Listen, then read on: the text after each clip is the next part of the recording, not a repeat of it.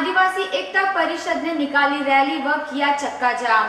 खानवेल में आदिवासी एकता परिषद ने अफसरशाही से तंग आकर रैली निकाली व खानवेल 4 रास्ते पर चक्का जाम किया, जिससे करीबन 2 घंटे तक चारों तरफ ट्रैफिक जाम रहा। दिल्ली से आए अधिकारियों पर नाराजगी दिखाते हुए आंदोलनकारियों ने कहा कि 16 नवंबर 2016 को 30,000 आदिवासी लोगों द्वारा जनहित के कई मुद्दों पर दान्हा प्रशासक को आवेदन दिया था। इस मांग को लेकर वे 15 दिन 1 महीने से आवेदन देकर एवं रैली निकालकर कार्यवाही की मांग कर रहे हैं, फिर भी अब तक इस पर कार्यवाही नहीं हुई। वहीं आंदोलनकारियों ने प्रशासक को यह भी चेतावनी दिया है कि हमारी मांग को जल्द पूरा नहीं किया तो 1 लाख की संख्या में खानवेल से सिलवासा तक चक्का जाम करेंगे।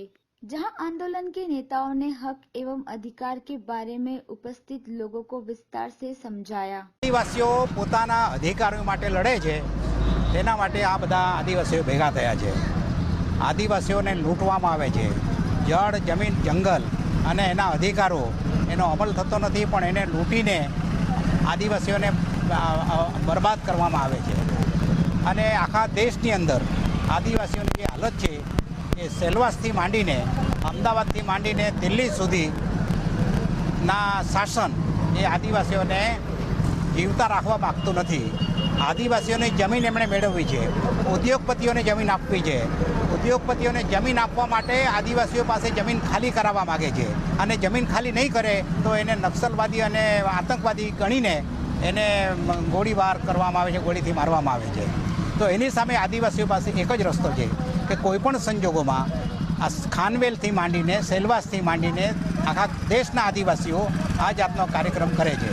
ભવિષ્યમાં એવો કાર્યક્રમ કરવો છે કે હાઈવે અને રેલવે પણ આપણે બંધ કરવી છે, આદિવાસીઓને જે તકલીફ પડે છે એ બધાને બતાવવા માટે। તો અહીંયા જે અધિકારીઓ કામ કરે છે, અત્યારે નરેન્દ્ર મોદી અહીં આવીને ગયા, એના જાહેરાતના પૈસા કેટલો ખર્ચો થયો એ આપણને ખબર નથી। પંડિત જવાહરલાલ નહેરુએ નર્મદા ડેમનું ખાતમુહૂર્ત કરેલું ત્યારે અડધા એક 10 લીટરના સમાચાર આવેલા।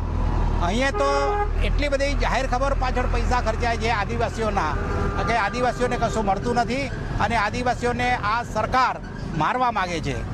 તો એની વિરુદ્ધમાં આ બધા આદિવાસીઓ ભેગા થઈને સરકારને બતાવવા માગે છે।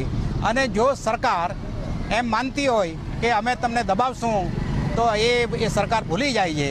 અહીંયા પ્રભુ જેવા કાર્યકર્તા આગેવાન છે, ભાઈ શિંદે જેવા છે, નિલેશ જેવા આગેવાનો છે અને એનું ગ્રુપ છે। એ ગ્રુપ જે કામ કરે છે એ જોવા માટે અમે અહીં આવ્યા છીએ। અમારા માટે આ લોકો એક તીર્થ સ્થાન બની ગયું છે। આખા દેશમાં અમે આ વાત પહોંચાડશું અને આદિવાસીઓને જાગૃત કરવા માટે અમારા આ પ્રયાસો છે। વિકાસની જે પરિભાષા છે મને નથી સમજાતી। વિકાસ એટલે શું? વિકાસની પરિભાષા શું? શું રોડ, લાઇટ, પાણી એ વિકાસ? વિકાસના નામ પર આ 35 થી 40 વર્ષમાં એવા અમારા નેતાઓએ અને અધિકારીઓ એવો વિકાસ કર્યો કે અમારી બહેનો, અમારી દીકરીઓ, અમારી માઓને આ બહારથી પરપ્રાંતીય સમાજ જે આવેલા છે એ લોકોના ઘરે ઝાડુ પોતું કરવા જવા પડે, એ વિકાસ। અને આ 35 થી 40 વર્ષમાં આ સુધી બેડપા જેવા, ખેડપા જેવા વિસ્તારમાં આ 900 ને 1000 કરોડ રૂપિયા જેવા પૈસા આવે એ પછી જાય કા? આજુ સુધી અમને પાણી નથી પાદરું મળ્યું। સેલવાસમાં તમે ફિલ્ટર પાણી પીવાની વાત કરો, અહીંયા અમને સાદું તો પાણી પીવડાવો। ફંડ આવે, જ્યારે ફંડ લાવવાની વાત કહે ત્યારે આદિવાસીને મુખડા બતાવવામાં આવે। કેન્દ્ર સરકાર હમણાં હાલમાં જ મોદી સાહેબ આવી ગયા, મોદી સાહેબ આવી જવાથી શું અમને પાણી મળી ગયું? શું જે ભ્રષ્ટાચાર કમ ઓછો થઈ ગયો? 40 થી 50 કરોડ ખર્ચો કરવામાં આવ્યો વિધાઉટ ટેન્ડરિંગમાં, આવી વાત મળી છે માર્કેટમાં। શું 40 થી 50 કરોડ રૂપિયા પૈસા આવ્યા ક્યાંથી? અગર એ 40 થી 50 કરોડ રૂપિયા વિકાસમાં ખર્ચો કરતે, અગર ઘર બનાવવાની વાત કરવામાં આવે તો કેટલા ઘરો બનતે? શાસન અને પ્રશાસનની જે પોલિસી, જે નીતિ નિયમો છે, આદિવાસી એકતા પરિષદ માંગ કરે છે કે અમને ભીખમાં જે તમે આપી રહ્યા છે એ અમને નહીં જોઈએ। અમને ફક્ત અમારા સંવૈધાનિક હક અધિકાર જે અનુસૂચિ 5મી છે, अनुच्छेद 13(3) का मुजब हमारा सब शासन में हमारा सरकार ने चालू बात आवे छे। आदिवासी पोतानी परंपरा, पोतानी सिस्टम में हमने प्रावधानों छे, ए प्रावधान हिसाब તમે जीवा दो। केम हमें તમારે ભરોસે जीवे, केम તમારે गाइडलाइन मुझे हमें जीवे। हमारी एक अलग थी आगली ओळख छे, हमारी अलग परंपरा छे, हमारी रीति रिवाज मुजब एक रूढ़ी प्रथा छे हमारी। અને તે સંવિધાને પણ अनुच्छेद 13(3) का मुजब हमने प्रावधानों छे ए अमलीकरण થાય એવું આદિવાસી એકતા પરિષદ માંગ કરે છે। વિકાસની પરિભાષા અગર જો વાત કરીએ દાદરા નગર હવેલીમાં, આદિવાસી એકતા પરિષદ કોઈ પર્સનલ કામ માટે નથી નીકળેલા। જે जनहितના જે મુદ્દાઓ લઈને અમે નીકળેલા છે અને એ મુદ્દા તમામ મુદ્દા એવા છે જેના માધ્યમથી આદિવાસી જે હાલમાં જે પરિસ્થિતિ છે એ પરિસ્થિતિમાં બદલાવ આવી શકે એવા મુદ્દાઓ લઈને અમે એક લડત ઉપાડી છે. છેલ્લા લગાતાર 1 વર્ષથી અમે આ આંદોલન ચલાવી રહ્યા છે. શાસન અને પ્રશાસન વચ્ચે અમે જઈ રહ્યા છે, કહી રહ્યા છે. ગત 16 નવેમ્બર અમે મેસેજ આપ્યું હતું 40,000 સમાજ લઈને નીકળીને, જેમાં 67 જેવા મુદ્દાઓ લઈને અમે નીકળ્યા હતા. જેમાં કહેવામાં હતું દાદરા નગરી બાહુલ્ય આદિવાસી વિસ્તાર છે, તો અનુસૂચિ 5મી આદિવાસી સલાહકાર જેવા અનુચ્છેદ 13(3) ક જેવા મુજબ જે પ્રાવધાનો છે કે દેશની કોઈ પણ કેન્દ્ર સરકાર કોઈ પણ હોય, આદિવાસીઓને જે ભીખના નામે જે ટુકડા ફેંકવાની જે વાત કરી રહી છે, અમે કહીએ છીએ કે કેમ તમે અમે તમારા ભીખના ભરોસે જીવીએ? અમારા માટે સંવિધાનિક એટલા બધા હક અધિકારો છે. જે વાત આવી અનુસૂચિ 5મી એમાં એટલા બધા પ્રાવધાનો છે કે અમે રાજાબંધીને જીવીએ. તો આદિવાસી એકતા પરિષદ 20 પંચાયત આજ સમાજ અહીંયા ભેગો થયો છે. આદિવાસી સાંસ્કૃતિક એકતા સંમેલન છે. શાસન અને પ્રશાસન સામે અમે માંગ કરી રહ્યા છે કે અમે જે છેલ્લા 1 વર્ષમાં જે મુદ્દાઓ આપ્યા છે એ મુદ્દા પર સિરિયસલી ધ્યાન આપે.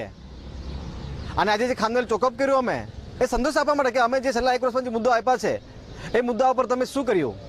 પણ શાસન અને પ્રશાસન એક પણ વ્યક્તિઓ નહીં આવ્યા. અને વાંધો નહીં, અમે તો સંદેશો આપવા માંગતા હતા, પણ શાસન અને પ્રશાસનના અધિકારીઓ પટાવાળાથી લઈને એડમિનિસ્ટ્રેશન સુધી એ સારી રીતે સમજી લઈ આવતા 16 નવેમ્બર 2017 1 લાખ સમાજ સાથે સાંકડી આંદોલન કરીને ઘેરાવો કરીશું. અમે આ શાસન અને પ્રશાસન સારી રીતે સમજી લઈ અને એ જ મુદ્દાઓ પર હવે આદિવાસી એકતા પરિષદ પોતાના હક અધિકાર માટે અમે કોઈ સભ્ય સરપંચ એમપીને ભરોસે નથી. હવે અમારો સમાજ ભણેલો સમાજ જાગૃત થઈ ગયો છે અને પોતાના હક અધિકાર લઈને રહેશે. હવે